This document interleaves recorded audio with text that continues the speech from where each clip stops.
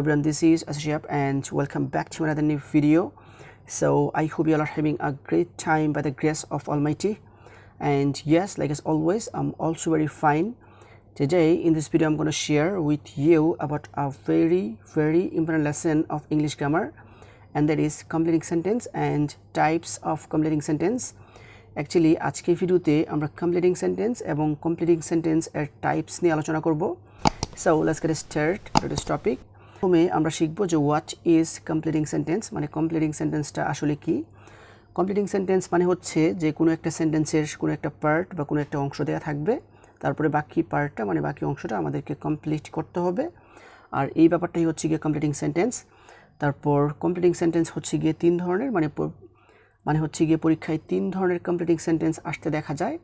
Number 1 হচ্ছে গিয়ে about grammatical point মানে হচ্ছে যে about grammatical point মানে হচ্ছে যে এই ধরনের সেন্টেন্সগুলো কমপ্লিট করার ক্ষেত্রে আমাদেরকে গ্রামারের বিভিন্ন রুলস ইউজ করতে হবে.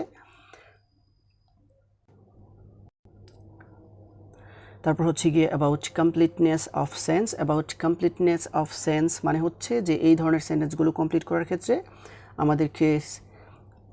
আমাদেরকে সেন্টেন্সের অর্থ অনুযায়ী অর্থাৎ অর্থ সঙ্গতি ঠিক রেখে আমাদেরকে এই সেন্টেন্সগুলো কমপ্লিট করতে হবে. এন্ড নাম্বার 3 হচ্ছে গিয়ে about proverb মানে হচ্ছে গিয়ে প্রবাদ প্রবচন সংক্রান্ত, আর এই ক্ষেত্রে এই সেন্টেন্সগুলো একদম আমাদেরকে মুখস্থ করে ফেলতে হবে. মুখস্থ না করলে আমরা এই অংশের সেন্টেন্সগুলো পরীক্ষা দিতে পারবো না.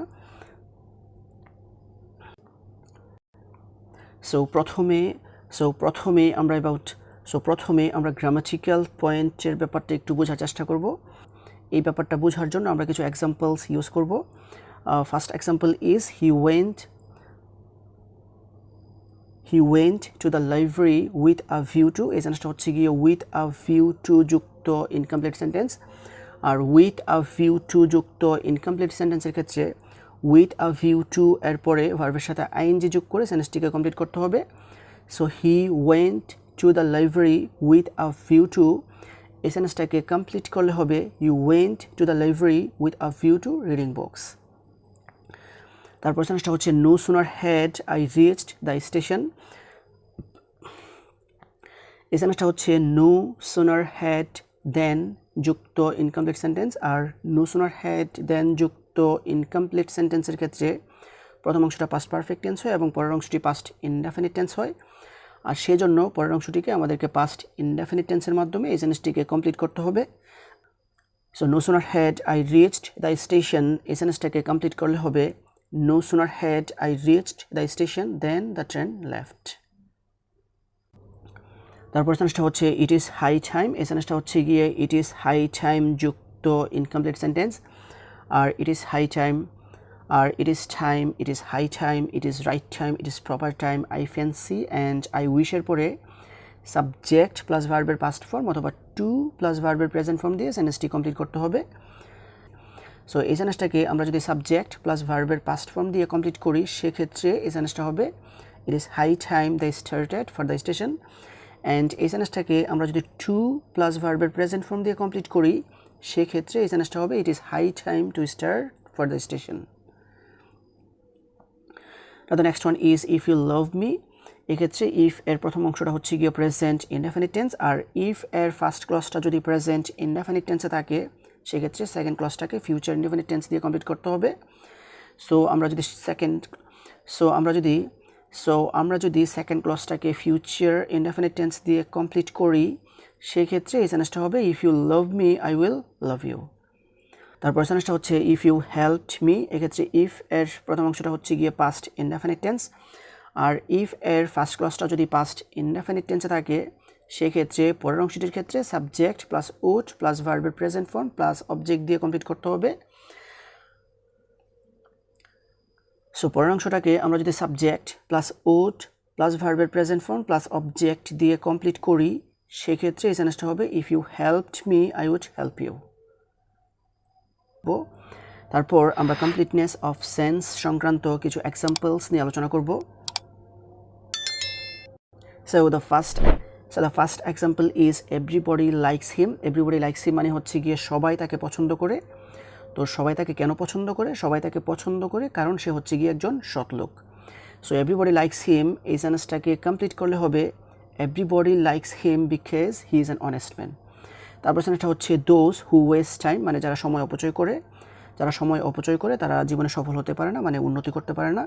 So those who waste time এই সেন্টেন্সটাকে কমপ্লিট করলে হবে those who waste time can not shine in life. তারপর সেন্টেন্সটা হচ্ছে বাই রিডিং বুকস মানে হচ্ছে গিয়ে বই পড়ার মাধ্যমে আমরা অনেক কিছু শিখি। সো এই সেন্টেন্সটা হবে by reading books we learn many things.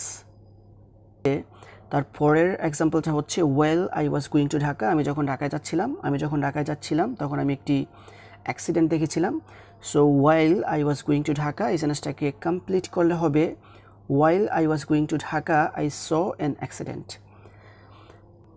Now the next example is we should plant more trees মানে হচ্ছে আমাদের উচিত বেশি বেশি গাছ লাগানো কারণ তারা আমাদেরকে অক্সিজেন দেয়। So we should plant more trees এই সেন্টেন্সটাকে কমপ্লিট করলে হবে we should plant more trees because they give us oxygen।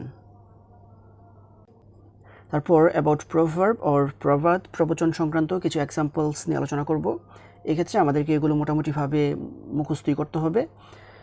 So the first example is there goes a proverb that time and tide এই সেন্টেন্সটাকে আমরা যদি complete করি সেক্ষেত্রে এই সেন্টেন্সটা হবে there goes a proverb that time and tide wait for none। তারপর সেন্টেন্সটা হচ্ছে it is said that a little knowledge is a ... এই সেন্টেন্সটাকে আমরা যদি কমপ্লিট করি সেক্ষেত্রে এই সেন্টেন্সটা হবে it is said that a little knowledge is a dangerous thing। Now the next one is there is a proverb that cut your coat এই সেন্টেন্সটাকে আমরা যদি কমপ্লিট করি সেক্ষেত্রে এই সেন্টেন্সটা হবে there is a proverb that cut your coat according to your cloth। Now the next one is it goes without saying that danger comes এই সেন্টেন্সটাকে আমরা যদি কমপ্লিট করি সেক্ষেত্রে এই সেন্টেন্সটা হবে it goes without saying that danger comes where danger is feared। তারপর সেন্টেন্সটা হচ্ছে it is said that all is well এই সেন্টেন্সটাকে কমপ্লিট করলে হবে it is said that all is well that ends well।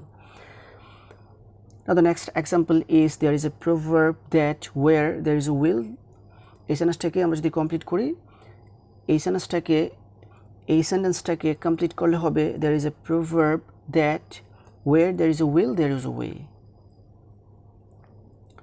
And the last example is it is said that a friend in need এই সেন্টেন্সটাকে complete করলে হবে it is said that a friend in need is a friend in debt।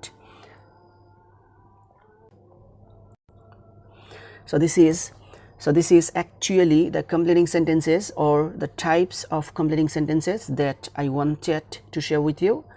So viewers, I hope you understand this. If you guys really love this video, don't forget to give a thumbs up and comment down below. And that's all for the time being. See you again. Show the best of luck. Goodbye.